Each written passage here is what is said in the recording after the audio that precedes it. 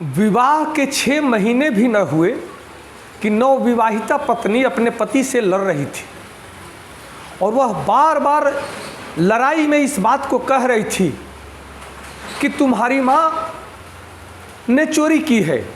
और बार बार पति अपने पत्नी को हद में रहने का हिदायत दे रहा था। पत्नी मानने को तैयार नहीं थी। पत्नी ने कहा कि जब मैं इस टेबल पर अपनी अंगूठी रखी थी और हमारे तुम्हारे सिवाय इस घर में दूसरा कोई नहीं है, तुम्हारे माँ के सिवाय, तो इस टेबल से अंगूठी को ले कौन गया। फिर भी बार बार पति अपनी पत्नी को हद में रहने का हिदायत दे रहा है। वह मानने को तैयार नहीं। वो बार बार करे कि तुम्हारी माँ ने ही अंगूठी चुराई है। फिर जब बात बात में नहीं मानी, बहुत मना करने के बाद भी नहीं मानती है, तब पति ने उसको एक थप्पड़ लगाया।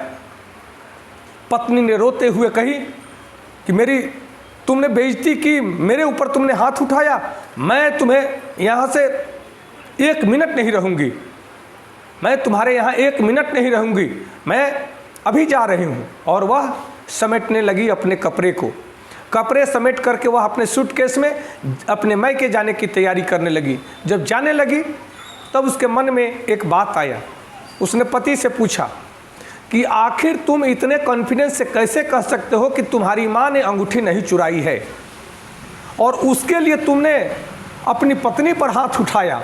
या तो तुम अपनी माँ के साथ रहो और मैं जा रही हूँ, या मेरे साथ रहो तो माँ को छोड़ना पड़ेगा।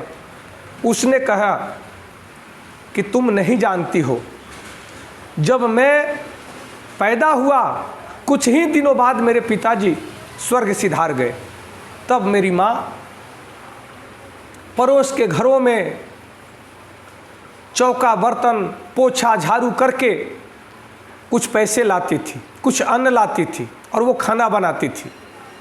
और अन्न इतना ही होता था कि एक ही व्यक्ति खा सकता था, या तो मैं खाऊं तो माँ उपवास, और माँ खाए तो मेरा उपवास।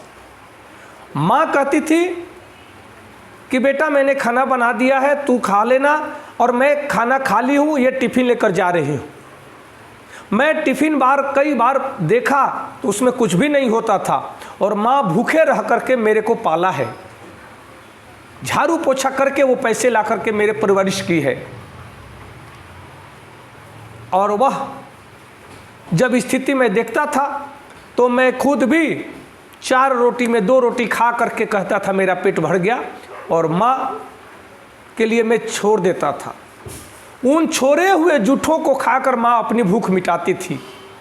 और तुम कहती हो वो माँ मेरी आज अंगूठी चुराएगी। तुम कितनी बड़ी पाप कर रही हो, तुम नहीं जानती।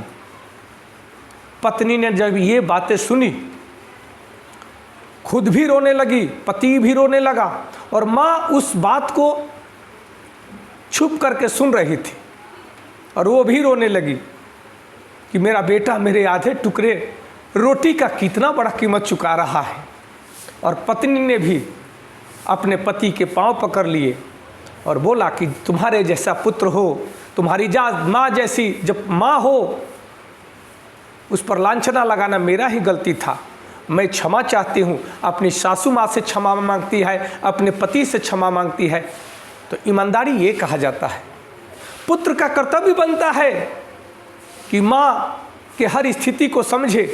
जब माँ युवा अवस्था में होती है, पुत्र रत्न को प्राप्त करके कितना खुश होती है, अपनी अंगुली पकड़ के चलाती है, तोतली बोली बोल करके बच्चे को बुलवाती है, और अपने नींद को खत्म करके उसे सुलाती है, अपने भूख को जागृत रहते हुए दूसरे को भूख मिटाती है। और जब माँ बूढ़ी हो जाती है तब उस माँ पे ऐसा ऐसा लांछना लगाना, उसके समय पे 2 रोटी नहीं देना, और बीमार होने पर 2 गोटी नहीं देना, ये कैसा इंसानियत है, ये कैसा ज़माना है। इस बात को समझना होगा, तभी हमारा मनुष्य जीवन सार्थक होगा। अपनी माँ का जब सेवा करेंगे तभी हमारे जीवन में उन्नति हो पाएगी, हमारे जीवन में सुख शांति और समृद्धि की प्राप्ति तभी हो पाएगी, क्योंकि माँ साक्षात ईश्वर का स्वरूप होती है। माता पिता साक्षात ईश्वर के स्वरूप होते हैं। इसलिए जिन्होंने अपने माता पिता को नमन कर लिया, प्रतिदिन जो श्रद्धा भाव से अपने माता पिता का सेवा करते हैं, उन्हें ईश्वर की सेवा करने की आवश्यकता नहीं है। ईश्वर स्वतः उन पर हमेशा खुश रहते हैं और उन पर आशीर्वाद की वर्षा होती है, उनका जीवन धन्य हो जाता है। नमस्कार, धन्यवाद।